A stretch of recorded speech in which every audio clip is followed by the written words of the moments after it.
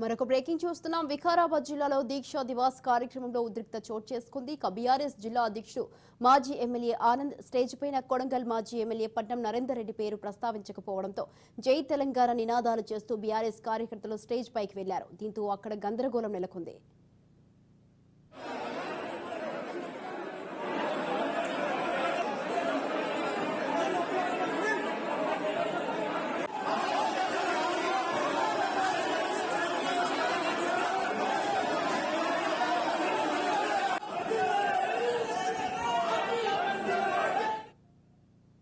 వికారాబాద్ జిల్లాలో దీక్షా దివాస్ కార్యక్రమంలో ఉద్రిక్త చోటు చేసుకుంది. బీఆర్ఎస్ జిల్లా అధ్యక్షుడు మాజీ ఎమ్మెల్యే ఆనంద్ స్టేజ్ పైన కొడంగల్ మాజీ ఎమ్మెల్యే పట్నం నరేందర్ రెడ్డి పేరు ప్రస్తావించకపోవడంతో జై తెలంగాణ నినాదాలు చేస్తూ బీఆర్ఎస్ కార్యకర్తలు స్టేజ్ పైకి వెళ్లారు.